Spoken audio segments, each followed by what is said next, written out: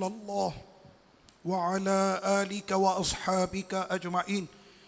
मोहतरम मुअज़्ज़ज़ सामीन इकराम, ख़वातीन व हज़रात, सूरह बकरा की आयत नंबर 177 से आज तरावी में तिलावत किया गया है। सबसे पहले इस आयत में लफ्ज़ आए लैसल बिर्रा, बिर कहते हैं नेकी को, तो रब्बे करीम ने फरमाया कि कोई नेकी नहीं। और बहुत तवज्जो के साथ इसको सुनना है कि हम लोग आज अंधी तकलीद में इस कदर अंधे हो चुके और ऐसे ऐसे लोगों के साथ हमारी वाबस्तगी हो गई है कि जनाब ये पीर साहब हैं, ये फ़लाँ साहब हैं, कि जिनको कुरान मजीद पढ़ना भी नहीं आता, रमज़ान शरीफ के महीने में जिन्हें तरावी पढ़ने की भी तौफ़ीक़ नहीं होती, और हम समझ रहे होते कि जनाब ये बहुत बड़ा वली है। अल-अयाज़ु बिल्लाह, लैसल बिर्रा, नेकी नहीं है। अच्छा, इससे पहले चूँकि तहवील क़िबला का जिक्र हुआ था, तो रब्बे करीम ने फरमाया कि तुम अपने चेहरों को मशरिक़ों और मगरिबों की तरफ फेरते रहो, तब भी तुम्हारे लिए कोई नेकी नहीं है। लेकिन नेकी तो तुम्हारे लिए तब होगी जब तुम दिल से ये कहोगे कि अल्लाह मेरा रब है, क़यामत के दिन पर मेरा ईमान है, फ़रिश्तों पर मेरा ईमान है, आसमानी किताबों पर मेरा ईमान है, और बिला तफरीक़ मैं तमाम नबियों को मानता भी हूँ, उनका अदब भी करता हूँ, उनसे मोहब्बत भी करता हूँ, और सब पर मेरा ईमान है। तो रब्बे करीम ने सबसे पहले फरमाया कि अपने दिल को अपने रब के साथ मुखलिस कर लो, और जिन चीज़ों पर रब्बे करीम ने ईमान लाने का हुक्म दिया उन तमाम चीज़ों पर तुम ईमान ले आओ। एक बात, इसको कहते हैं उमूर क़ल्बिया। उमूर क़ल्बिया पर जब आपका ईमान हो गया तो उसके बाद फिर आगे रब्बे करीम ने फरमाया, जिसको कहते हैं उमूर ताअब्बुदिया। अब इबादत का जिक्र आ रहा।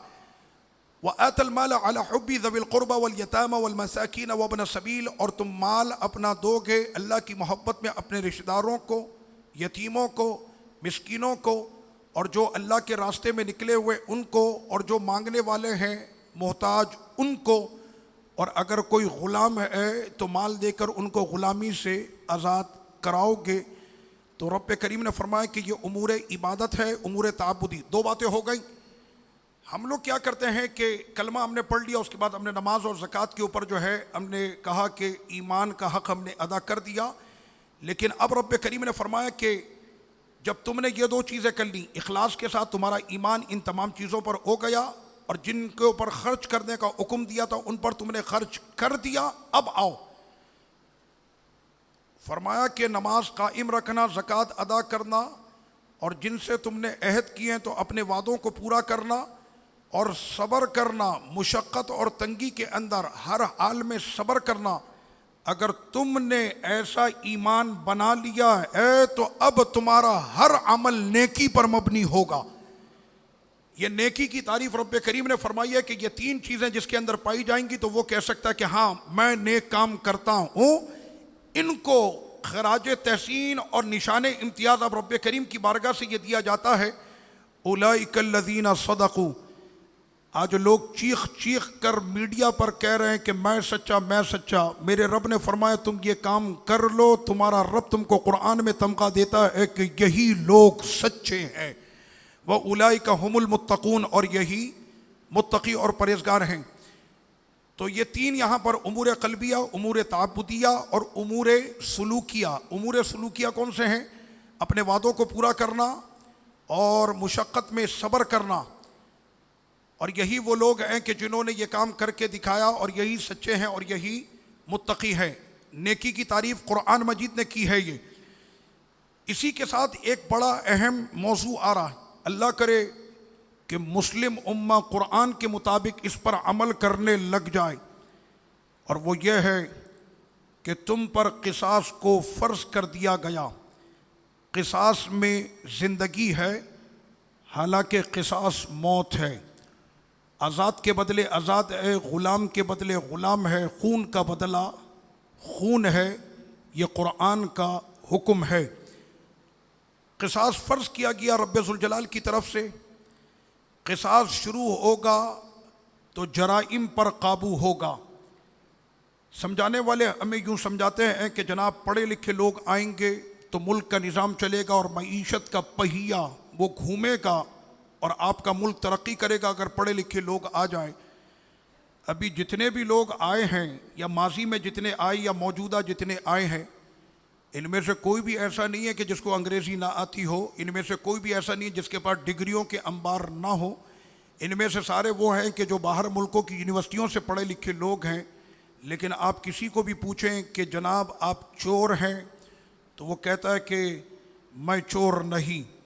आप पढ़े लिखे आदमी हैं, कराची से लेकर इंग्लैंड तक, लाहौर से लेकर आप अमेरिका तक चले जाएं, चोरों का पूरा अंबार है हमारे पास। इंपोर्ट करके आप बाहर से भी मंगवा सकते हैं, कुछ तो ऐसे कि वो बाहर बैठे हुए आते भी नहीं हैं। तो वो सारे पढ़े लिखे लोग हैं। तो पता ये चला कि रब्बे करीम ने फरमाया कि जिसको तुम तरक्की समझ रहे हो, तरक्की तुम्हारे इस जालिमाना निज़ाम में नहीं है। जिस दिन निज़ाम मुस्तफ़ा का डंडा घूमेगा उस दिन तरक्की शुरू होगी। जिस दिन क़िसास शुरू होगा, खून का बदला खून होगा, आज़ाद का बदला आज़ाद होगा, ग़ुलाम का बदला ग़ुलाम होगा। जिस दिन ये काम शुरू होगा तो मेरे रब ने फरमाया फिर देखना, तुम एक को क़िसास में लटकाओगे, तुम्हारे पूरे माशरे को ज़िंदगी मिल जाएगी। सारी बातों को छोड़ें, हम सड़कों पर जब निकलते हैं, बोले डर है कि नहीं? अगर एक बाइक पर दो लड़के आ जाएं तो हमें फ़ौरी तौर पर खौफ होने लगता है कि जनाब अभी मोबाइल छीनेगा कि गोली मारेगा। और कई इस तरह के भी वाक़यात हो चुके कि जिसके पास मोबाइल या पैसा नहीं निकला, इतना फ़कीर आदमी था, तो बजाय इसके कि उसको छोड़ देते, गुस्से में उसको गोली मारी है कि आइंदा से तुम निकलना तो अपने घर से सामान लेकर निकलना। इस इंसानी जान की कोई कीमत नहीं है। 50, 100, 500, 1000 रुपए के अंदर तुमने इंसान को मार दिया। इतने जरी तुम कैसे हो गए? तुम में इतनी जुर्रत ताकत कैसे आ गई है? वो कहने लगे जब निज़ामी तुम्हारा ढप हो जाएगा तो फिर तो ये सारे काम शुरू होंगे। इन चोरों को ये पता होता है, कभी कभार सड़कों पर ये पकड़े जाते हैं ना स्नेचर, तो सबसे पहले इनकी कोशिश ये होती है कि किसी भी तरह से हम पुलिस के हवाले कर दिए जाएं, वरना तो कौम तो मार मार के जान से भी मार देती है।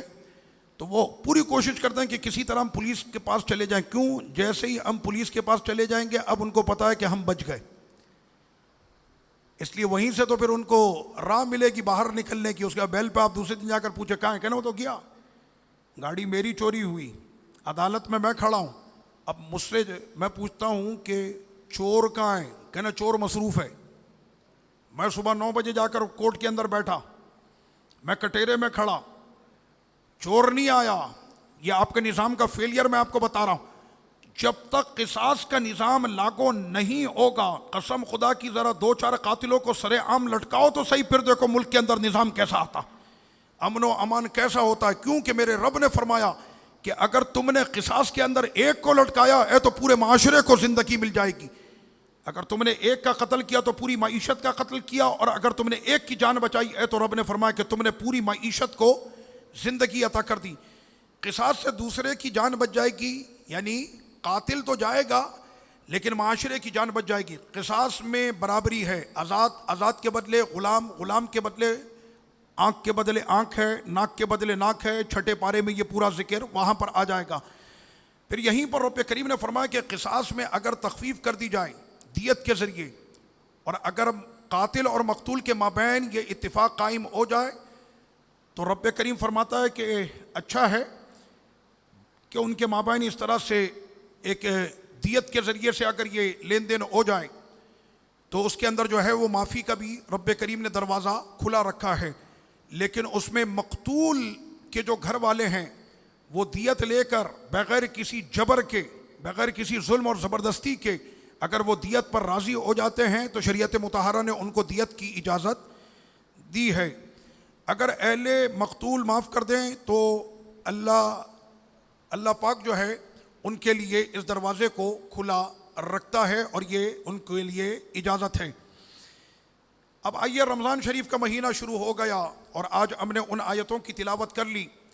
रब्बे करीम ने फरमाया कि तमाम साबिक़ा उम्मतों पर रोज़ों को हमने फ़र्ज़ किया था। रोज़ा सिर्फ़ इसी उम्मत पे फ़र्ज़ नहीं बल्कि माज़ी के अंदर जो उम्मतें गुज़री उन पर भी रब्बे करीम ने रोज़ों को फ़र्ज़ किया था।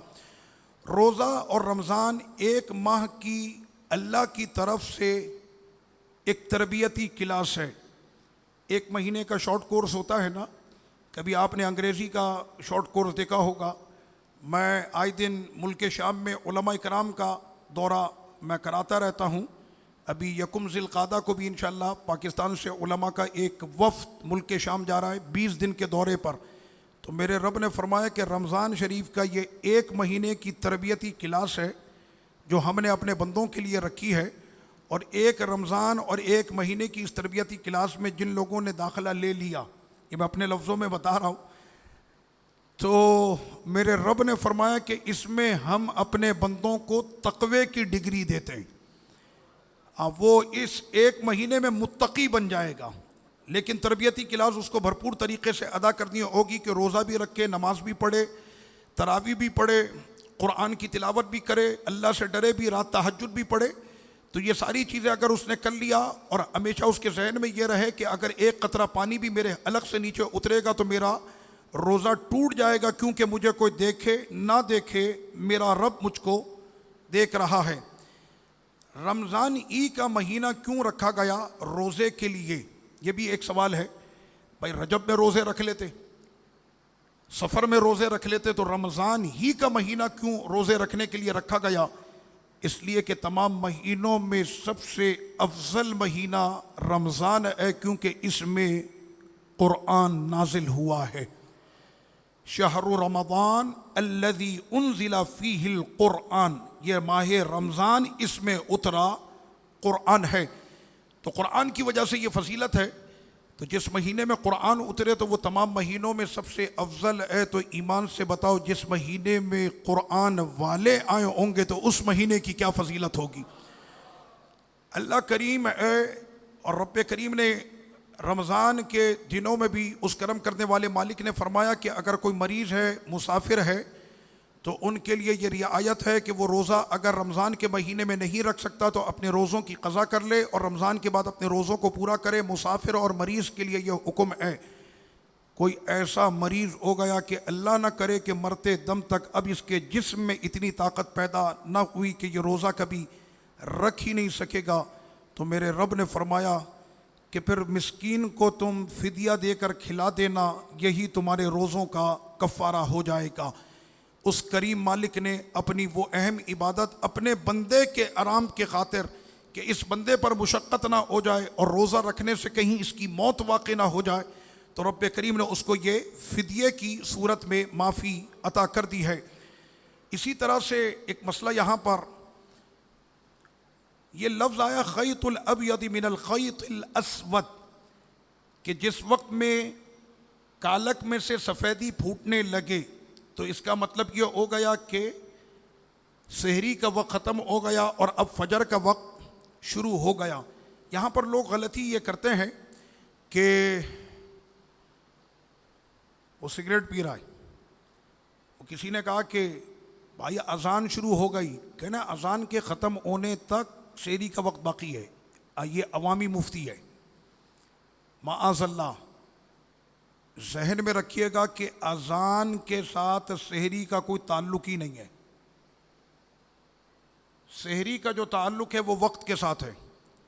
जैसे कि आज का जो टाइम रखा था सहरी इंतहाई शहर का, मुझे 2 रिपोर्टें आई थी, एक 5 बजे की आई थी, एक 5:03 की आई थी। तो आप इसमें एहतियात ये करें कि 4:58 पर ही अपनी सहरी मुकम्मल कर दें। आपका दिन भर का भूखा प्यासा मुशक्क़त के साथ इतना अजीम ये रोज़ा 2 मिनट के चक्कर में अपने रोज़े को बर्बाद ना करें। वक्त जैसे ही ख़त्म होगा तो सहरी का वक्त ख़त्म हो जाएगा। भाई भले मौज़िन साहब वज़ू करने चले गए, 5 मिनट लेट उन्होंने अज़ान दे दी। रमज़ान के अलावा आम दिनों के अंदर कितनी लेट अज़ान होती है। वक्त तो शुरू हो जाता है 5:02 पे, और मौज़िन साहब फिर अज़ान आप कितने बजे देते हैं? 5:25 पे अज़ान देते हैं, यानी वक्त शुरू होने के 25 मिनट के बाद फिर अज़ान होती है। तो अब ये थोड़ी है कि वो 25 मिनट तक खाता रहे। क्यों? कहने लगा भाई फ़ारूक आज़म का मौज़िन जो है वो 25 मिनट के बाद वो अज़ान देते हैं, लिहाजा वो 25 मिनट तक खाने का। ऐसा कोई नहीं। सहरी का और इफ्तारी का जो ताल्लुक़ है वो वक्त के साथ है। इसी तरह से यहाँ पर एक मसला ये भी है कि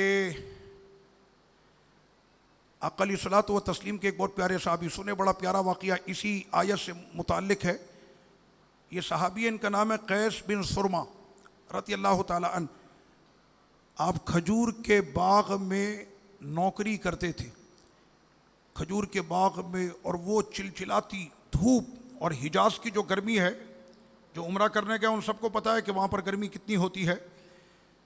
तो आप इफ्तार के वक्त में आए और हुजूर के वो ग़ुलाम अल्लाह अकबर के जिनके ईमानों पर तो ये कुरान गवाह है, जिनके ईमानों पर रब्बे करीम गवाह है, ऐसे ईमान वाले ज़ौजा को आकर कहा कि इफ्तारी में कुछ है। तो ज़ौजा कहने लगी कि अभी 2 मिनट आप दे दें तो मैं आपके लिए कुछ इफ्तार के लिए घर में देखती हूँ, कुछ पेश करती हूँ मैं आपको। वो बेचारे इतने थके हुए थे, जैसे ही बैठे उनको नींद आ गई। अब वो जो सोए हैं तो उनकी आंख तब खुली जब सेहरी का वक्त ख़त्म हो चुका था। तो उन्होंने फिर दूसरे दिन का रोज़ा, यानी पूरा सेहरी से दूसरी सेहरी हो गई और खाया कुछ नहीं, और अब जो सेहरी का वक्त ये भी ख़त्म हो गया, अगले दिन का रोज़ा बग़ैर सेहरी के उन्होंने रखा। ज़ोहर आते आते उन पर गशी तारी हो गई और वो बेहोश हो गए नकाहत से। तो रब्बे करीम ने फिर यहाँ पर ये सारे हुक्म इन प्यारों के सदक़े कुरान की आयतों में ये हुक्म नाजिल हुए कि खैतिल अबयद मिनल खैतिल अस्वद मिनल फज्र, कि जिस वक्त में रात के अंदर से सफ़ेदी फूटना शुरू हो जाए तो समझ लेना कि तुम्हारे सेहरी का वक्त ख़त्म हो गया और अब तुम्हारी फजर का वक्त शुरू हो गया। और रब्बे करीम ने साथ में फिर ये भी अहकाम नाजिल फरमा दिए कि रमज़ान की अगर वो रातें हैं तो रमज़ान की रातों में तुम्हारे लिए तुम्हारी औरतें वो हलाल हैं। अगर रमज़ान की रातों में किसी पर गुस्ल फ़र्ज़ हो जाए तो कोशिश ये करे कि रात ही में वो गुस्ल फ़र्ज़ अपना अदा कर ले। अगर किसी वजह से वो सो गया, रह गया, गुस्ल ना कर सका, इसलिए कि जिस घर में जनाबत होती है, जिस घर में नापाक शख्स होता है, वहाँ पर रहमत के फ़रिश्ते नहीं आते। तो जहाँ रहमत नहीं आती तो फिर वहाँ पर ज़हमत आती है। तो गुस्ल वो नहीं कर सका किसी वजह से, तो क्या ये रोज़ा नहीं रखेगा? नहीं जनाब, रोज़ा तो ये रखेगा। अच्छा, वो उठा सुबह 8 बजे 9 बजे अल-याज़ु बिल्लाह, तो वो उस वक्त में ही गुस्ल करेगा और उसका रोज़ा है? जी जनाब, अगर उसने नियत की हुई है तो उसका रोज़ा बिल्कुल होगा। इसी तरह से अगर किसी शख्स को एहतिलाम हो जाए रोज़े की हालत में, यानी नमाज फ़ज्र अदा करके वो सो गया और उसको एहतिलाम हो गया, अवाम के अंदर ये मशहूर है कि ऐसी सूरत में एहतिलाम हो जाने से रोज़ा टूट जाता है। कोई रोज़ा नहीं टूटता, बस वो शख्स गुस्ल कर ले। रोज़े में गुस्ल का तरीक़ा ये होगा कि सारे जिस्म पर वो पानी बहाएगा, नाक में पानी चढ़ाएगा, कुल्ली भी वो करेगा, लेकिन नाक और मुंह में पानी डालते हुए इस बात की वो एहतियात रखेगा कि नाक में पानी हड्डी से ऊपर ना जाए और मुंह में पानी डालते हुए पानी अलग से अंदर ना जाए, तो वो गरगरा ना करे। गुस्ल हो जाएगा? जी बिल्कुल, गुस्ल उसका हो जाएगा। वैसे भी गरगरा करना ये गुस्ल में ये सुन्नत है। उसी के साथ फिर रब्बे करीम ने बड़ा प्यारा ये बयान आया।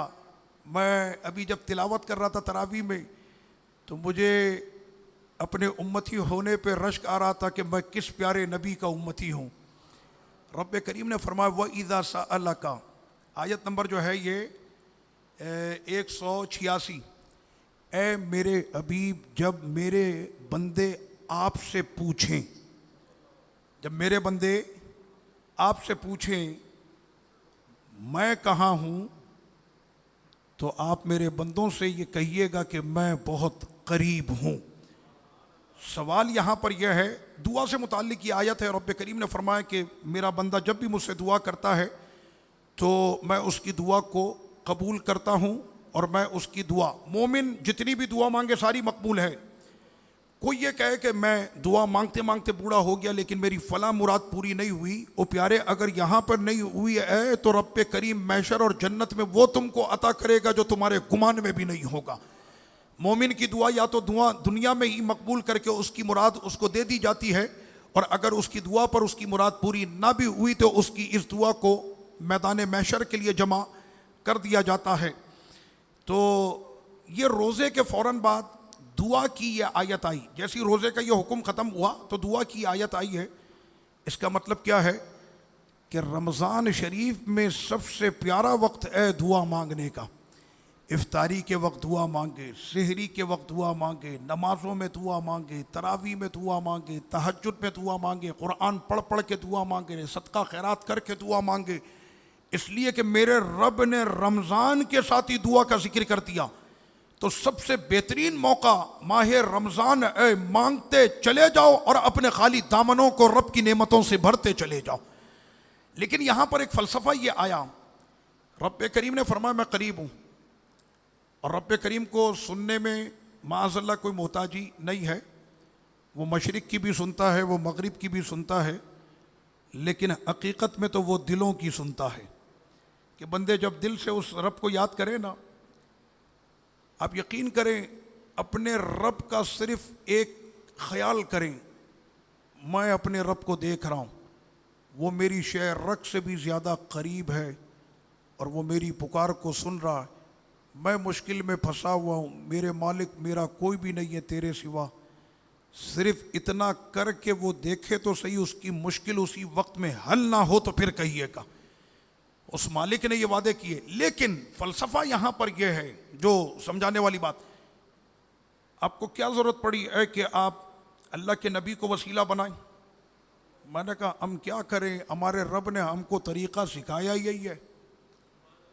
रब करीम ने यह नहीं फरमाया कि जब मेरे बंदे मेरा पूछें तो आप कहें कि मैं करीब हूँ। रब ने फरमाया कि जब वो मोहताज तंगदस्त मुश्किल में घिरे हुए आपसे पूछें। किससे पूछें? सल्लल्लाहु अलैहि वसल्लम। आक़ा सलात व तस्लीम का वसीला आ रहा कि हबीब जब आपके दरबार में आकर वो आपसे सवाल करें कि हमारी ये मुश्किल है, तो आप उस वक्त में उनको ये कहें कि उस रब से दुआ करो, वो रब दूर नहीं, वो तो शहरक से भी ज्यादा करीब है। लेकिन तुमको आना पड़ेगा हबीब के रास्ते। बात समझ में आ रही है आपके? रब करीम फरमाता कि हबीब आप ये कह दें, आपसे आकर पूछने की क्या जरूरत है, मैं तो सबको जानता हूँ, सबके हाल को भी जानता हूँ, सबकी दिली कैफियत को भी जानता हूँ, सबकी परेशानियों को जानता हूँ, सबकी मुश्किलों को मैं जानता हूँ, मैं तो दिलों के हाल से वाकिफ हूँ। आपके दरबार में आने की क्या जरूरत? रब ने फरमाया जिसको मेरे पास आना है उसको मेरे हबीब के दरबार से होते हुए आना होगा। ये कुरान मजीद ने वाज़े तौर पर यह कहा। सईदा राबिया बसरी रज़ियल्लाहु अन्हा का यहाँ पर बड़ा प्यारा फरमान के जब दमिश्क में थे तो ये पढ़ा था वहाँ पर अकीदे के अंदर। सईदा राबिया बसरी जिनको कहा जाता है कि वह आधी कलंदर हैं, तो सईदा राबिया बसरी रज़ियल्लाहु अन्हा फरमाती हैं ला तसअलन्न बनी आदम हाजतन वसअलिल्लज़ी अबवाबुहु ला तुहजबु। ए बनी आदम मत सवाल करो अपनी हाजतों का उन लोगों के दरवाज़ों पर कि जिनके दरवाज़ों पर पर्दे पड़े हैं। अल्लाहु यग़दबु इन तरक्ता सुआलहु व बनी आदम हीन युसअलु यग़दबु। उस रब के दरबार में आकर मांगो कि जिसने कभी तुम्हारे मांगने पर तुमको छोड़ा ही नहीं है।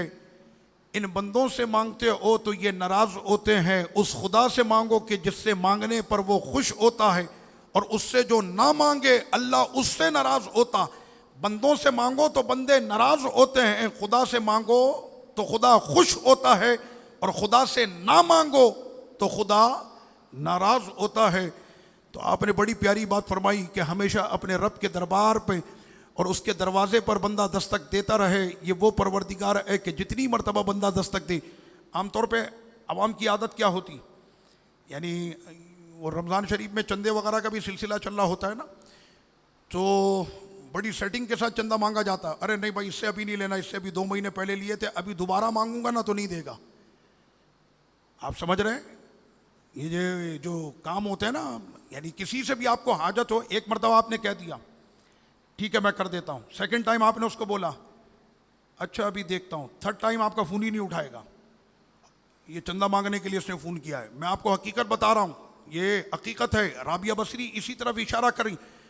तो आप फरमाती हैं कि ये तो बनी आदम है कि जिसकी आदत ये होती है कि 1 से 2 मरतबा अगर तुमने इससे मांग लिया तो फिर तो ये अपने दरवाजे तुम्हारे लिए बंद कर देता। तो क्यों तुम उस दर पे आके नहीं मांगते कि जिससे ना मांगने पर वो नाराज हो जाता है। उससे मांगो वो राजी होता है, वो खुश होता है, नहीं मांगने पर वो नाराज होता। तीसरा मसला यहां पर बड़ा अहम है और वो ये रब करीम ने फरमाया आयत नंबर 188 में कि मत खाओ अपने माल को बातिल तरीके से, अपने माल को बातिल तरीके से मत खाओ। है, अपने माल को कौन बातिल तरीके से खाता? रब ने फरमाया ना अपने माल को खाओ बातिल तरीके से, ना किसी और के माल पर गसब करके उसे बातिल तरीके से खाओ। किसी की ज़मीन पर कब्जा कर लिया खा गए, किसी यतीम के माल को गसब करके खा गए। सगे बहन भाइयों ने अपने बहन भाइयों के माल खा गए, हड़प कर गए। और जिस वक्त में उन्होंने दावा किया कि ये ज़मीन मेरी है, उसने कहा आ जाओ, कचहरी का दरवाज़ा खुला है। इसलिए उसको पता है कि अब मैं कचहरी भी खरीद सकता हूँ और सारे वकील तो मेरी जेब में ही रहते हैं। तुमको कौन से वकील चाहिए हैं? हाँ, झूठी गवाही दिलवा लो। यहाँ पर तो पूरे टिन डब्बे के हिसाब में बिक रहे होते हैं, कितनी आपको गवाही दिलवानी है। तो ऐसे लोगों के लिए रब करीम ने फरमाया कि तुम जो है वो किसी का माल बातिल तरीके से खाने के बाद फिर तुम झूठी गवाहियों के ज़रिए से उस माल को अपना साबित करने के लिए सोच रहे हो। एक अदालत तो यहाँ पर लगी थी, लेकिन तैयार रहना, एक अदालत अभी लगना बाकी है। और वहाँ पर फिर सबके पेपर सामने कर दिए जाएंगे कि किसके पेपर जेन्युइन थे, किसके पेपर असली थे और किसके दस्तखत जाली थे। अक़ल सलात व तस्लीम के साहबी हैं हज़रत सैयदना रबिया बिन आबदान अल-हज़रमी। रबिया बिन आबदान अल-हज़रमी, इनकी ज़मीन पर कब्ज़ा किया एक शख्स के जिसका नाम है अलकैस बिन आइश अल-कंदी। तो अक़ल सलात व तस्लीम के दरबार में दोनों हाजिर हुए। सरवर कौनैन सल्लल्लाहु अलैहि वसल्लम ने कैस बिन आइश अल-कंदी से पूछा ये ज़मीन किसकी है? वो ज़मीन थी हज़रत रबिया की। तो कैस ने कहा कि ये ज़मीन मेरी है। आक़ा सलाम ने फरमाया तुम सच कह रहे हो? तो उसने हलफ उठाया और अल्लाह की कसम खाई। इधर उसने अल्लाह की कसम खाई और इधर कुरान की आयत उतर गई। तो आक़ा सलात व तस्लीम ने फिर समझा दिया और जो सरजनश उनकी करनी थी वो कर दी। लेकिन साथ में आक़ा सलात व तस्लीम ने जो लफ्ज़ वहाँ पर फरमाए, अल्लाह अकबर, फरमाया कि जो झूठी कसम खाकर, लोग 500 रुपये के खातिर झूठी कसम खा लेते हैं, 1000 रुपये के खातिर झूठी कसम खा लेते हैं। मैं आपको हकीकत बता रहा हूँ, आए मार्केट के अंदर ऐसे ऐसे लोग कि उनके लिए कसम खाना तो जैसे कोई एक मामूली सी बात। अल्लाह की कसम, ये घर की खरीद इतनी है, जबकि वो झूठ बोल रहा होता। आप जानते हैं उसकी सज़ा मेरे सरकार ने क्या फरमाई? फरमाई क़यामत के दिन जब वो बंदा अल्लाह के सामने आएगा तो अल्लाह अपने जलाल से, अपने शान के मुताबिक उससे मुंह फेर लेगा। रब्बे करीम उससे मुंह फेर लेगा। हम बार बार ये सुनते रहते हैं अल्लाह उससे मुंह फेर लेगा, बात हमें समझ में नहीं आती। आपको पता है ये मैशर का वो मैदान है जहाँ माँ बेटे से मुंह फेर लेगी, बाप बेटे से मुंह फेर लेगा, बेटा बाप से मुंह फेर लेगा। वहाँ पर कोई भी किसी का साथ नहीं देगा। ईसा अलैहिस्सलाम की उम्मत दौड़ेगी ईसा अलैहिस्सलाम के पास, वो कहेंगे इज़हबू इला गैरी, किसी और के पास। मूसा अलैहिस्सलाम कहेंगे किसी और के पास। इब्राहीम अलैहिस्सलाम फरमाएंगे किसी और के पास। है खलीलुल्लाह को हाजत रसूलुल्लाह की, उस दिन सरकार फरमा रहे होंगे अना लहा अना लहा, आज का दिन मेरा है। हबीब फैसला आप करेंगे, फैसला आप करेंगे, आप कर लें फैसला। और अगर आप कहें, ये रब और हबीब की बात हो रही है, अगर आप कहें तो आपकी उम्मत का फैसला मैं कर दूं, तो अब हबीब रब की बारगाह में कहते हैं कि मेरे मालिक मेरी उम्मत का फैसला तेरे हवाले। सहाबी आए आक़ा अलैहिस्सलाम से कहने लगे या रसूल अल्लाह सल्लल्लाहु अलैहि वसल्लम, मैशर में हमारा फैसला कौन करेगा? सरकार ने फरमाया मेरा खुदा करेगा। तो वो पलट कर जा रहे थे और हुजूर मुस्कुरा रहे थे, क्योंकि सहाबी के मुंह पर ये था, ये अल्फाज कहते हुए जा रहे थे अब तो नजात हो गई, अब तो नजात हो गई। इसलिए कि रब से ज्यादा उस मैशर के मैदान में बंदे पर करम करने वाला कोई होगा ही नहीं। लेकिन जो झूठी कस्में खाते हैं अल्लाह उनसे अपना मुंह फेर देगा, वो रब्बे करीम की रहमत से महरूम हो जाएंगे। उस दिन उस ज़ात से बढ़कर रहम करने वाला कोई भी नहीं होगा मैदान मैशर में। वो रहीम ज़ात भी उस दिन उससे मुंह फेर देगी। उसके बाद यहाँ पर अब जो हुक्म आया वो जिहाद का हुक्म आया और रब्बे करीम ने फरमाया बहुत दिन हो गए मक्के की ज़मीन पर पत्थर आपने खा लिए, रस्से आपको डालकर घसीटा गया, जिस्मों को लहू लहान कर दिया गया। ए उमर, बार बार आपका हाथ दस्ते पर जाता था तलवार पकड़ने के लिए। अभी हुक्म नहीं है, अभी हुक्म नहीं। अब हुक्म आया मदीने शरीफ में कि जिस तरह से ये आते हैं आपसे लड़ने के लिए, अब ईंट का जवाब जो है वो पत्थर से दिया जाएगा। तैयारी कर लें, बदर सजने वाला है। अब यहां पर हुक्म आया कि मारो इन बेईमानों को, जैसे इन्होंने तुमको मारा था अब तुमने भी उनको वैसे ही मारना है, और जिस तरह से इन्होंने तुमको निकाला था मक्के से अब तुमने वैसे ही इनको यहां से निकालना है। ये हुक्म अब कुरान मजीद के आ गए, लेकिन अफसोस कि हम इन आयतों को अब नहीं पढ़ते या इन मसलों पर बात नहीं की जाती। और मेरे रब ने फरमाया कि फितना पैदा करने वाले इनकी सजा, इनसे तो वो आहनी हाथों से निमटा जाए, इसलिए कि वो जो दहशतगर्द और जो सामने कातिल दुश्मन खड़ा, लेकिन फितना फैलाने वाले उनके लिए सख्ती उससे भी ज्यादा होनी चाहिए। रब्बे करीम ने फरमाया मस्जिद हराम के हुदूद में आप लोग हैं ना, और अगर ऐसे वक्त में कोई तलवार उठाकर आ जाए तो आप उससे कहिए कि हम मस्जिद हराम में लड़ाई नहीं करते, लेकिन अगर वो बाज ना आए तो फिर मसला नहीं है मेरे अभी, फिर उसको वहीं पर पकड़ के चीर देना है। ये भी हुक्म कुरान मजीद की इस आयत के अंदर हो गया। आयत नंबर 194 में फमन अतदा अलैकुम फ़अतदू अलैहि बिमिस्लि मा अतदा अलैकुम, कि जिस तरह से वो तुम पर जसारत करता है हरम की ज़मीन में, तो अब तुमने घबराना नहीं है बल्कि हरम की ज़मीन में ही उसको मुंह तोड़ जवाब देना है। ये कुरान मजीद वो किताब है कि जिससे बढ़कर अदब की कोई किताब ही नहीं। अच्छा, जब मारधाड़ की बात हो, गर्दनें काटने की बात हो, ओहो बड़े सख्त मसले यहाँ पर बयान किए जा रहे हैं। मैंने कहा भाई सारे पढ़े लिखे लोग इस वक्त में जो मामला चल रहे हैं, मैं जिक्र नहीं करना चाहता अपने यहाँ पर उन लोगों का भी, लेकिन वो सारे पढ़े लिखे लोग हैं ना ज़माने के, कि हम लोग बड़े तरक्की याफ्ता और बड़े पढ़े लिखे एजुकेटेड लोग हैं। ये मस्जिद में दाढ़ी और इमामे वाले इनको क्या पता है। मेरे रब ने फरमाया कि अगर तुम अल्लाह रसूल के खातिर निकलोगे तो अल्लाह की मदद तुम्हारे साथ होगी, लेकिन अगर तुम अपनी कुर्सी और इक़्तिदार को बचाने के लिए निकलोगे, कि जब तुमने नबी की इज्जत पर बात आई तो फ्रांस से कता ताल्लुक न किया, आज जब तुम्हारी कुर्सी की बात आती है तो कहते हो कि हमारे खिलाफ यूरोपीय यूनियन साजिश कर रही है। बात सामने बिल्कुल वाजे, और रब्बे करीम सबको दिखाता है कमा तदीनु तुदान, जैसा तुम करोगे जैसी करनी वैसी भरनी। उसके बाद फिर रब्बे करीम ने फरमाया कि हुर्मत के महीनों में क़िताल ना करना। रजब, ज़िलक़ादा, ज़िलहज, मुहर्रम, ये 4 महीने हुर्मत के 4 महीने। रजब, ज़िलक़ादा, ज़िलहज और मुहर्रम, ये 4 महीने हुर्मत के। तो कुरान ने कहा कि इन 4 हुर्मत के महीनों में क़िताल नहीं करना, लेकिन सामने वाला अगर बेशरम है और उसको हुर्मत के महीनों का पास नहीं, वो तलवार उठाकर अगर आ जाता है तो फिर ख्याल नहीं करना, उसी तलवार से उसके सर को उड़ा देना। ये सारे हुक्म कुरान मजीद में इसी जगह पर रब्बे करीम ने बयान फरमा दिए। उसके बाद फिर यहाँ पर रब्बे करीम ने यह भी फरमाया कि जिहाद करते वक्त भी अपने आप को हलाकत में न डालना। कुछ हमारे जवान को इस तरह के मामलात होते हैं तो बेजा के भी कुछ मैं देखता हूँ कि वो सुपरमैन बन रहे होते हैं। तो आका अलैहिस्सलातु व तस्लीम ने फरमाया कि जिहाद और मैदान जिहाद के अंदर भी हिकमत के साथ तुमने लड़ना है, अपने आप को हलाकत में नहीं डालना है।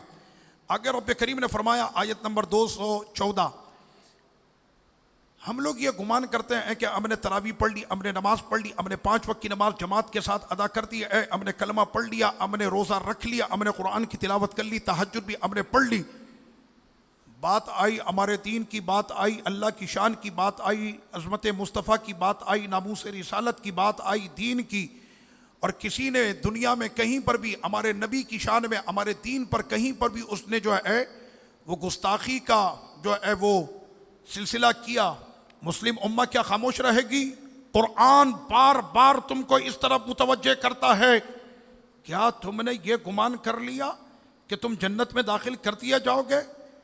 तुमने कोई मुशक्क़त नहीं उठाई, दीन के खातिर तुम्हारा जो है वो सर नहीं फटा, दीन के खातिर तुमको जो है वो बेड़ियां नहीं लगी, दीन के खातिर तुमने मुशक्क़तें नहीं बर्दाश्त की, तुम्हारे जिस्म से खून नहीं बहा, तुम्हें कैदोबंद की सऊबतों में नहीं जाना पड़ा, उसके बाद तुम गुमान करते हो कि ठंडे ठंडे में रहते हुए तुमको जन्नत नसीब हो जाएगी।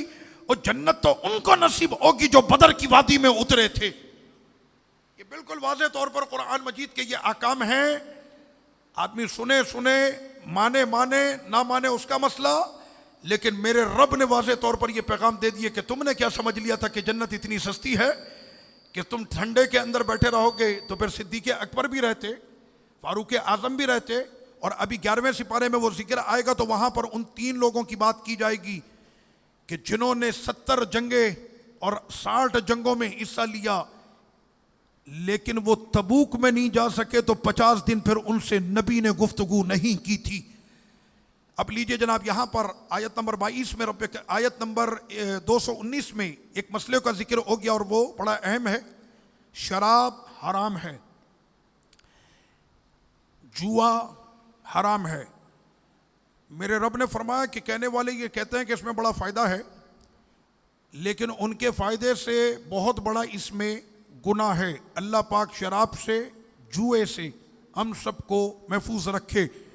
ऐसे भी लोग हैं कि जुए की रकम में जीते हुए माल से वो नियाज की देगे भी बना देते हैं। तो ऐसे कोई भी चीज़ वो अपने जाम में ये समझ रहा होता है कि मैंने रब को राज़ी कर लिया।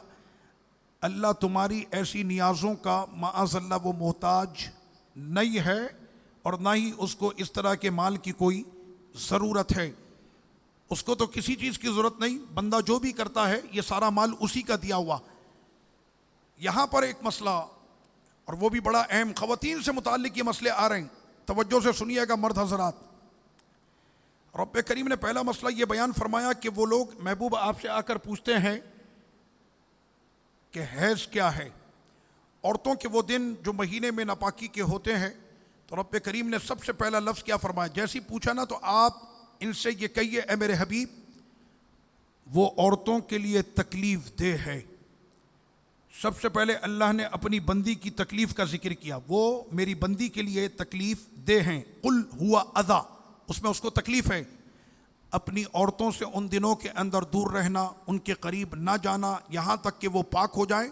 और जब वो पाक हो जाएं तो आओ अपनी औरतों के पास अल्लाह के हुक्म के मुताबिक। बेशक अल्लाह तौबा करने वालों को और पाकीज़ा रहने वालों को पसंद फरमाता है।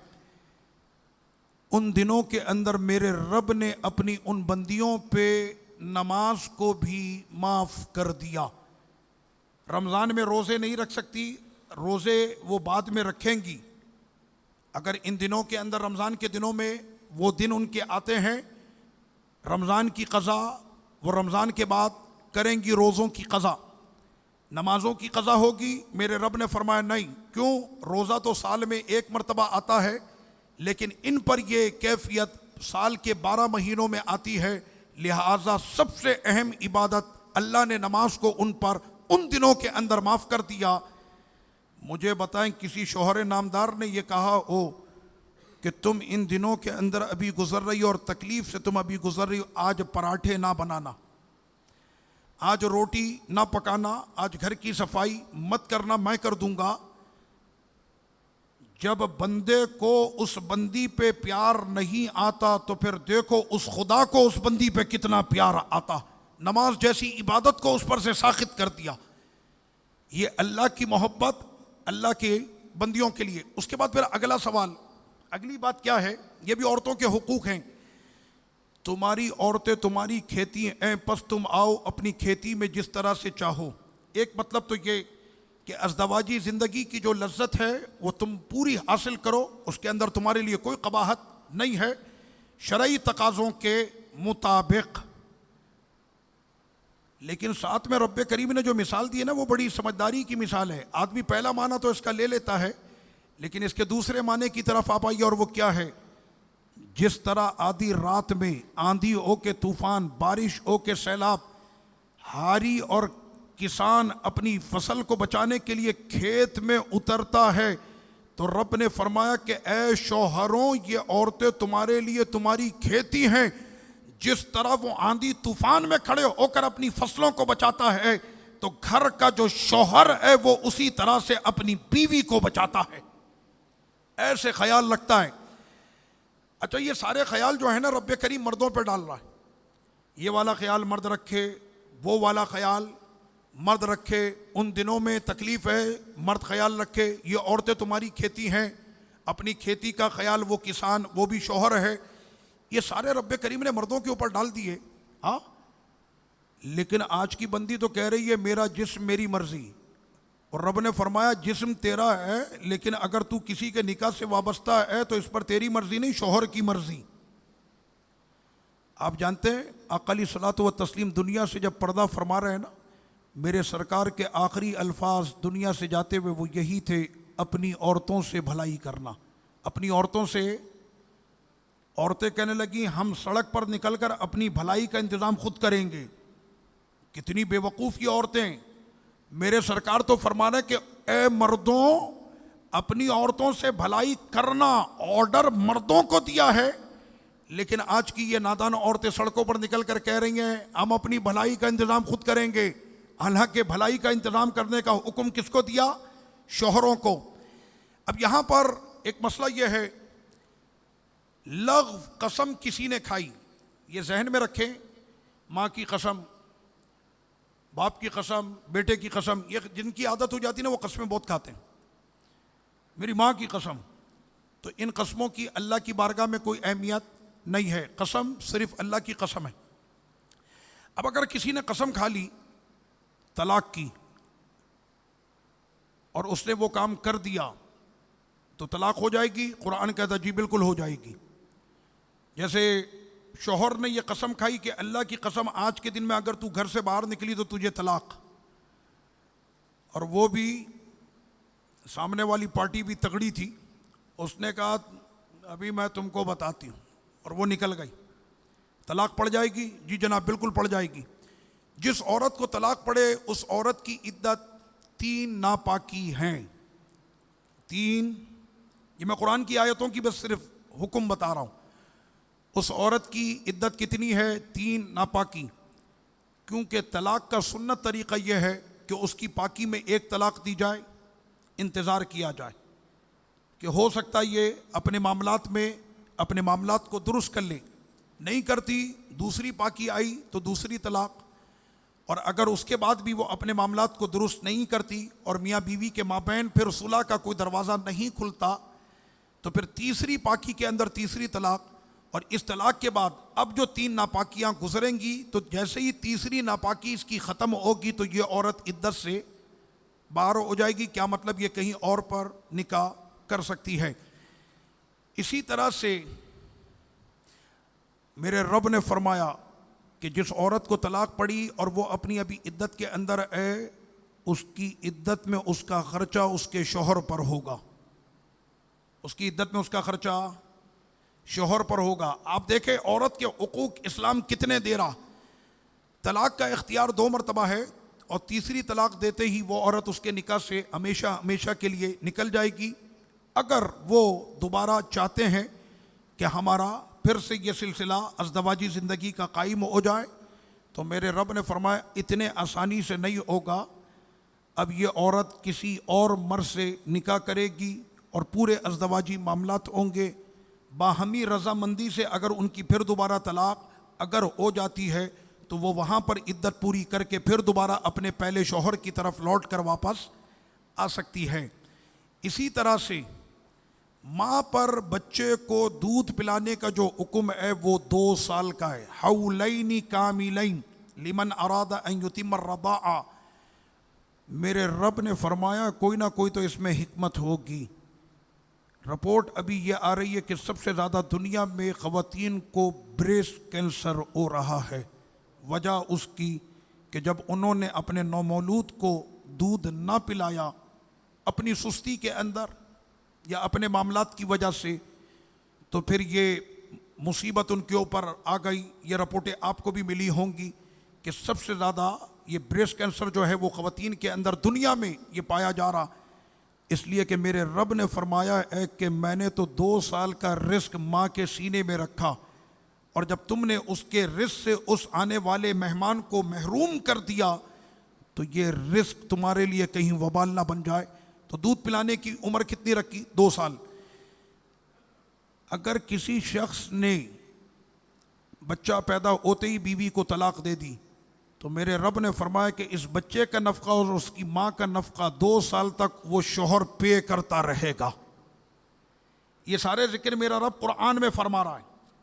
मुझे बताएं कि औरतों ने अगर इन हुकूक को पढ़ा होता, और यूरोप के पीछे दौड़ने वाले, यूरोप के पीछे भागने वाले आका अलैहिस्सलातु व तस्लीम ने तो ये फरमाया था पहले ही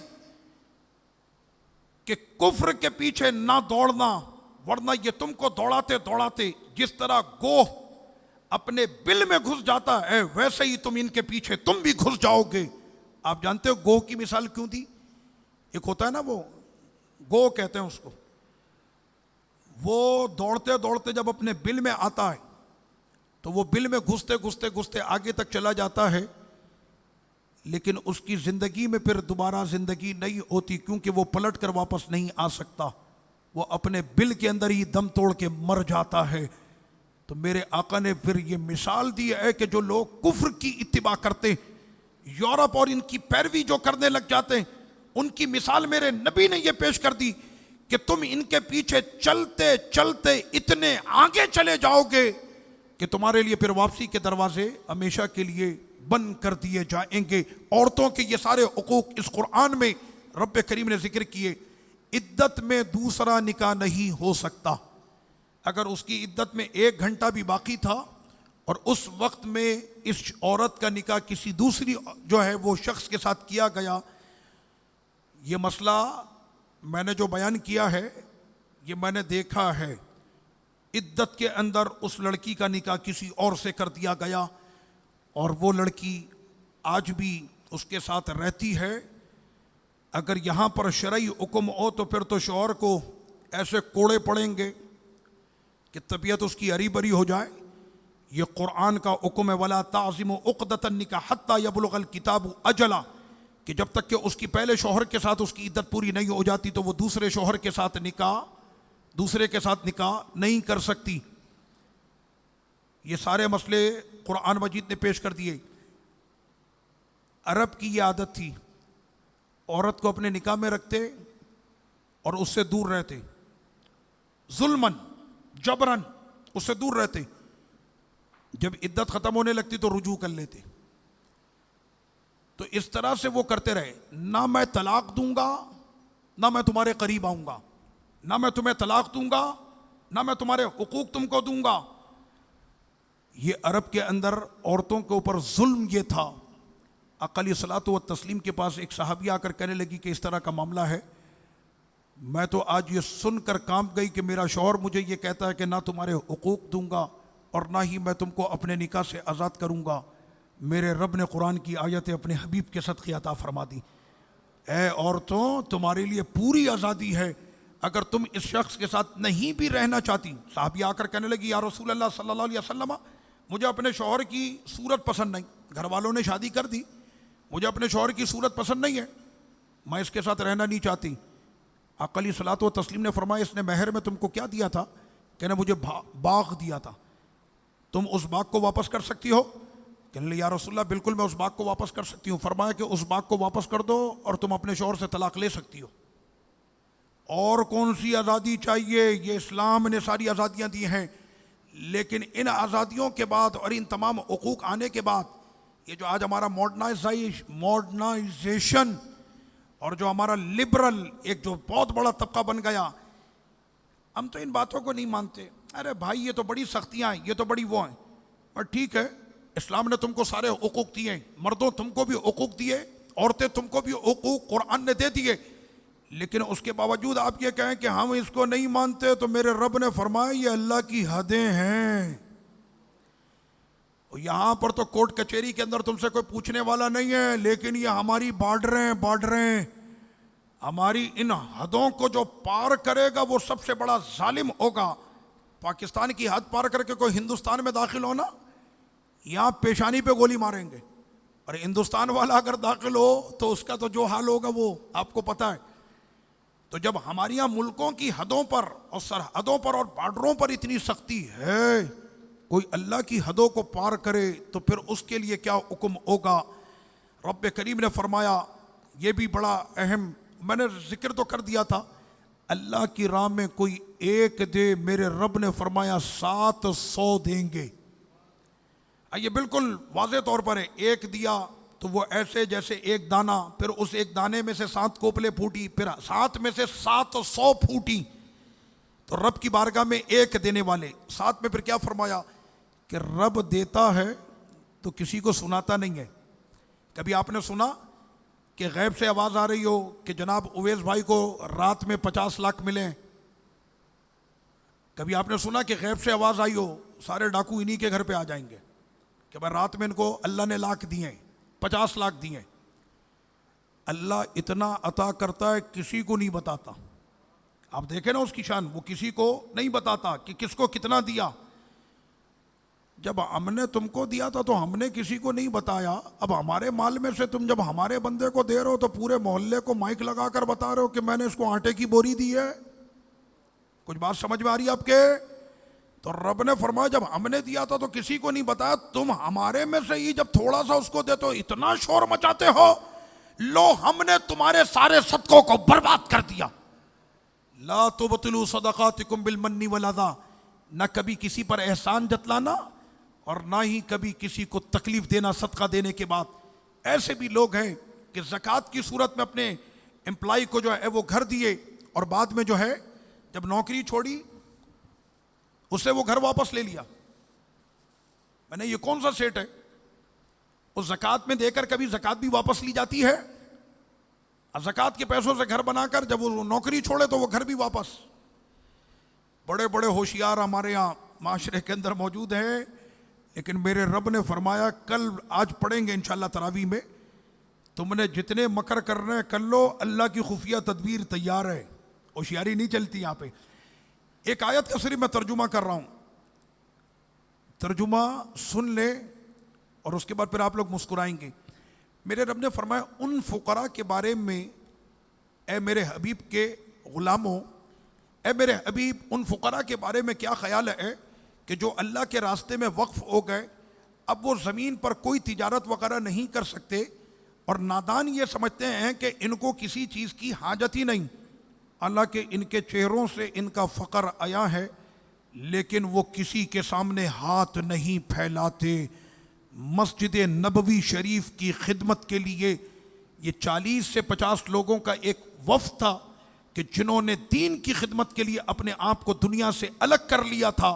मेरे रब ने फरमाया कि जिस वक्त में तुम खैरात तकसीम करो अपने माल में से, तो सबसे पहले दीन के इन खिदमत गुजारों को अता करो। इनके लिए मेरे रब ने कुरान में अलग से आयत नाजिल फरमाई, वरना आप देख लें कुरान मजीद में फ़कीरों को, मिस्कीनों को, मोहताजों को, इब्ने सबील को, इन सब का जिक्र एक साथ है। गुलाम आज़ाद कराने में, किसी का दिल जीतने के लिए, सबका जिक्र जहां पर भी आएगा तो साथ आएगा। लेकिन वो लोग कि जिन्होंने दीन के खातिर अपने आप को दुनिया से हटाकर दीन के लिए वो हो गए, मेरे रब ने उनकी शान ये है कि उनका जिक्र भी मेरे रब ने अलग से किया कि हबीब उनके चेहरे नहीं देखते, वो किसी से कहेंगे नहीं, वो किसी से मांगेंगे नहीं। आज रमज़ान शरीफ के इस मुबारक महीने में बड़े बड़े होशियार, अब तो ऐसे ऐसे कमबख्त ज़कात मांगने आ गए जिनके मजहब और अकीदे में ज़कात है ही नहीं। समझ रहे हैं आप? वो होशियार भी कह रहा है सुन्नियों को ज़कात दे दो, वरना तेरे अपने मजहब की ज़कात तो निकलती नहीं है, और तुम आकर सुन्नियों से करो कि हमें भी ज़कात दे दो। अच्छा, सुन्नियों के अंदर भी एक मसला आ गया, कहना यार इसको जाकर ज़कात का चेक देंगे ना, इसका सोशल मीडिया पे काम बहुत बड़ा है, ये फिर सबको बताएगा भाई फलां सेठ ने आकर आज हमको जो है 5 लाख का चेक दिया है ज़कात का, तो उसके अंदर खबर बहुत दूर जाएगी। क्यों कि सोशल मीडिया पे इसके व्यूवर्स बहुत हैं। मैंने कहा सेठ तुम पे भी लानत, तुम्हारे इस माल पे भी लानत, और तुम्हारी इस हरकत पे भी लानत। समझ में आ रही है?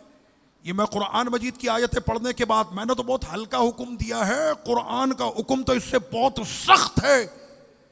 अब लीजिए जनाब, यहां पर तो रब्बे करीम ने फरमाया कि इन सारे लोगों के लिए, कोई मेडिकल के नाम पर, स्टूडेंट के नाम पर, कोई मरीज के नाम पर, कोई पेशेंट के नाम पर, कोई इसके नाम पर, मैंने अभी तक कोई चैरिटी ऐसी नहीं देखी कि जिसने ये कहा हो कि मस्जिद के फला इलाके में जो मस्जिद है वहाँ के इमाम की जो कैफियत है बड़ी पसमानदा हालत में वो रहते हैं, मांगते वो किसी से नहीं, लेकिन दीन का काम वो पूरा कर रहे हैं। हमें खामोशी से उनकी मदद करनी चाहिए। अगर आपने ये काम किया तो कसम खुदा की इस आयत में जो शान होगी वो आपकी शान होगी। ये जिक्र उन लोगों के लिए रब्बे करीम ने किया कि जिन्होंने दीन के खातिर दुनिया से अपने आप को दूर कर दिया। फिर रब्बे करीम ने फरमाया कि वो लोग के जो सूद खाते हैं शैतान उनको सारी रात जकड़ के रखता है। और मैंने देखा ऐसे लोगों को जो सूद को एक तो सूद खाता है, साथ में ये कहकर खाता है कि बैंक जब हमारे पैसों से फ़ायदा हासिल करता, अगर उस फ़ायदे में से 10% हमको बैंक ने दे दिया तो कौन सा ऐसा है। यही तो बिजनेस है। मेरे रब ने फरमाया कि तिजारत बिजनेस है, सूद हराम है। जो सूद खाता है हम उसके जिस्म से जान निकाल लेते हैं। चलता तो वो ज़मीन पर है लेकिन उसके जिस्म में जान नहीं होती, क्योंकि उसको शैतान दबोच के रखता है। ये कुरान मजीद ने कह दिया। और जो सूद लेता है मैदान महशर में उसको तलवार देकर कहा जाएगा जाओ जाकर खुदा से लड़ाई कर लो। और इसी के बाद फिर मेरे रब ने फरमाया ये कुरान मजीद की नाजिल होने के एतबार से आखिरी आयत है। और डरो उस दिन से कि जिस दिन में सारे के सारे जमा होंगे और उस दिन तुम्हारे आमाल सामने पेश कर दिए जाएंगे। और उसके बाद ये कुरान मजीद की सबसे बड़ी आयत है, आयत नंबर 282, और ये आखिरी आयत मैं भी पेश कर रहा हूँ। ये कुरान मजीद की सबसे बड़ी आयत है, सूरह बकरा आयत नंबर 282। ए ईमान वालों, ईमान वालों से रब को कितना प्यार है, बोले सुभान अल्लाह। कि जहाँ पर भी जिक्र होता है ए ईमान वालों, फरमाया ए ईमान वालों जब भी तुम लेन देन करो तो उसको लिखो, 2 गवाह बनाओ। उधार देना चाहिए, इसलिए रब ने फरमाया कि जब भी तुम किसी को उधार दो, तदायन तुम बिदैनिन, दैन कहते हैं उधार को, कि अगर तुमसे कोई उधार लेने के लिए आए तो उधार दो, लेकिन तरीके से क्या करो, 2 गवाह बना लो और एक पेपर पे उसको लिखवा लो, जो लिखे वो भी आदिल हो, 2 गवाह जो बने वो भी आदिल हो। अरब के अंदर जैसे हमारे यहाँ होता है ना, स्टाम्प पेपर के ऊपर वकील लिख रहा होता तो उसको कहते हैं कातिब बिल अदल। जगह जगह पर कोर्ट के अंदर ये लफ्ज़ लिखा होता है। अब यही अल्फाज होते हैं अरबी के अल्फाज, कातिब बिल अदल या कातिबुल अदल। तो ये कातिबुल अदल के वहाँ पे लिखवा लिया जाए। तो अब लोगों ने हमारे यहाँ ये बना लिया कि उधार मोहब्बत की कैंची है। किसी ने लिखा है कि कश्मीर की आज़ादी तक उधार बंद है। तो इस तरह की बातें, उधार नहीं देना। अच्छा, उधार देने के अंदर फिर ये हो जाता है कि भाई मैं तो उधार इस सूरत में देता हूँ कि दे दिए तो ठीक, नहीं है तो माफ़ा माफ़ी। अच्छा, उधार देना चाहिए, बिल्कुल देना चाहिए, क्योंकि रब ने फरमाया उधार दो। और उधार देने के बाद अगर तुम्हारे पास माल बहुत ज़्यादा है तो अपने भाई की मुश्किल को दूर करो। वक्त तुम्हारा जो तय हुआ था उस वक्त में उसके देने की पोजीशन नहीं बन सकी, थोड़ी सी रियायत दे देना। तुम दुनिया में उसको रियायत दोगे, अब मैशर में तुमको रियायत देंगे। अब मैशर में देंगे तुमको रियायत। जब वहाँ पर कोई रियायत नहीं होगी ना, वहाँ पर हम आपको रियायत देंगे। रब ने वादा किया ये। तो उधार देना चाहिए, कोई मसला नहीं है, लेकिन साथ में उसका तरीक़ा बता दिया। तो ये लोगों की जो है वो आरा हो गई, नहीं देते उधार। अरब दुनिया का पैसा पड़ा हुआ है सारा स्विस बैंक के अंदर।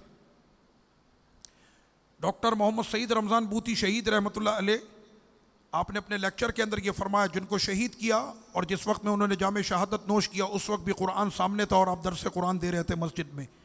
मैंने उस कुरान की ज़ियारत की है जिस पर आपके लहू के कतरे आज भी महक रहे हैं। तो आप ये फरमाते थे, अरब दुनिया को मुखातब करते हुए झंझोड़ते थे कि ओ तुमने स्विस बैंक के अंदर इतने पैसे डाल दिए, अभी मर जाओगे तो वो सारा का सारा पैसा इस बैंक को चला जाएगा।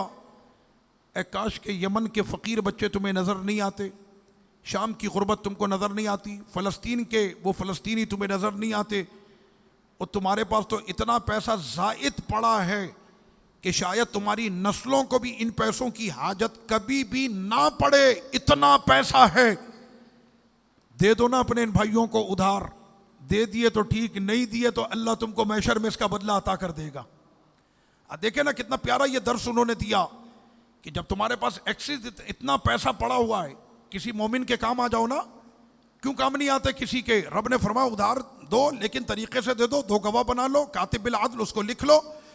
अच्छा, दो गवाह क्यों बनाए?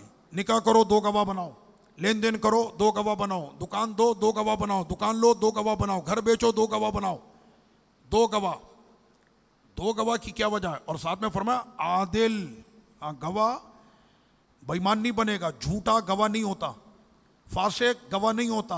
अब ये हम लोगों ने ये सारी चीज़ें बहुत आसान कर दी ना, इसको भी गवाह उसको भी गवाह, जो दिल में आया जिसको भी चाह ने गवाह बना दिया। और बाद में फिर वो गवाही जो है मालूम चला पार्टी बदल के दूसरी पार्टी में चला गया, नहीं है तो अभी इस्लामाबाद का हाल देख ले, सारे भाग गए। तो यहाँ पर मसला यही है कि दो गवाह बना लो। इसलिए दो गवाह बनाने का फायदा ये होगा कि अगर उनमें से कोई एक मुकरेगा तो दूसरा खड़ा रहेगा। तो ये शरीयत मुताहरा ने आपको इस तरह से ये मामला अता किया है। रब्बे करीम हम सबको कुरान मजीद के इन अहकाम पर अमल की तौफीक अता फरमाए अपने हबीब के सदक़े। वमा अलैया इल्लल बलाग।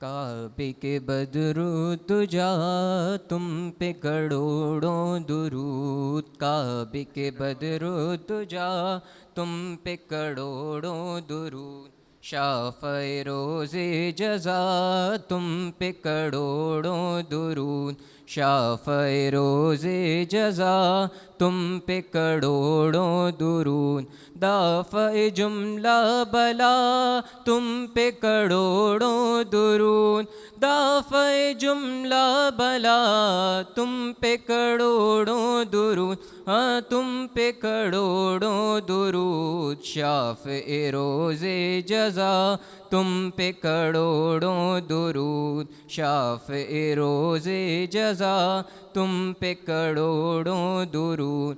और कोई गैब क्या तुमसे नेहा हो भला, और कोई गैब क्या तुमसे नेहा हो भला, और कोई गैब क्या तुमसे नेहा हो भला, हाँ तुमसे नेहा हो भला, जब न खुदा ही छुपा तुम पे करोड़ों दुरूद, जब न खुदा ही छुपा तुम पे करोड़ों दुरूद, करके तुम्हारे गुनाह मांगे तुम्हारी पनाह, करके तुम्हारे गुनाह मांगे तुम्हारी पनाह, करके तुम्हारे गुनाह मांगे तुम्हारी पनाह, मांगे तुम्हारी पनाह, तुम कहो दामन में आ तुम पे करोड़ों दुरूद,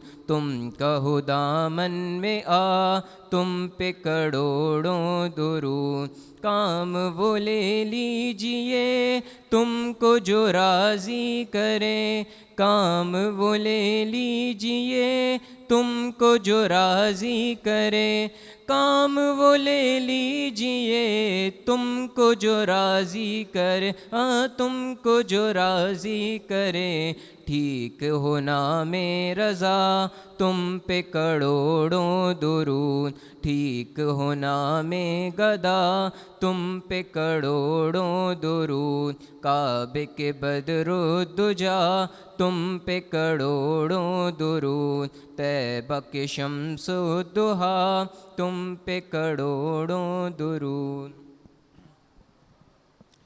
अस्सलातु वस्सलामु अलैका या सय्यदी या रसूल अल्लाह व अला आलिका व अस्हाबिका अजमाइन। रब्बे करीम दुरूद व सलाम की बरकत से हमारी सारी इबादतों को कबूल फरमा। कुरान मजीद के जितने अहकाम हमने पढ़े हैं याद रखने की तौफीक अता फरमा, और जब तक याद रहें तो मालिक उस पर अमल की हमें तौफीक अता फरमा। बड़े कमज़ोर हम बंदे हैं, डरपोक हैं, बुज़दिल हैं, गैब से हमारी पुश्त को मजबूत कर दे, हमारी ज़बानों पर कलमा हक जारी कर दे, हक कहने की तौफीक अता कर दे, हक पर कायम रहने की ताकत अता कर दे और हमारे कदमों को दीन मतीन पर कायम रहने पर इस्तिकामत अता कर दे, ख़ात्मा ईमान पर हम सब का लिख दे। ऐ मेरे मालिक, हमारे लिए अपने हबीब की शफाअत को हलाल कर दे, हमारी दुआओं को अपनी बारगाह में अपने महबूब अलैहिस्सलात व तस्लीम के सदक़े तुफ़ैल अपनी बारगाह में कबूल फरमा। व सल्लल्लाहु वसल्लम अला सय्यिदिना मुहम्मद व अला आलिहि व सहबिहि अजमईन बिरहमतिक या अरहमर राहिमीन। एक बात जहन में बार बार आ रही थी, रह गई। तो आज का जो दिन गुज़रा है, हुज़ूर महबूब सुबानी कुतुब रब्बानी गौस समदानी क़िंदील नूरानी शाहबाज़ ला मकानी बाज़ुल्लाहिल अशब सैयदी शेख मुहियुद्दीन अब्दुल क़ादिर जिलानी रदियल्लाहु अन्हु का यौम विलादत है। रब्बे करीम हमारे मुर्शिद करीम और मुर्शिदों के मुर्शिद का दामन हमेशा हमारे हाथों में रहने की तौफीक दे दे। कादरी जिए, कादरी रहे, कादरी मरे और कादरियों में रब्बे करीम हमारा बैशर फरमाए। और हुजूर गौस पाक महबूब सुबहानी के सदक़े मालिक हमारी इस दुआ को कबूल फरमा। व सल्लल्लाहु वसल्लम अला सय्यिदिना मुहम्मद व अला आलिहि व सहबिहि अजमईन बिरहमतिक या अरहमर राहिमीन।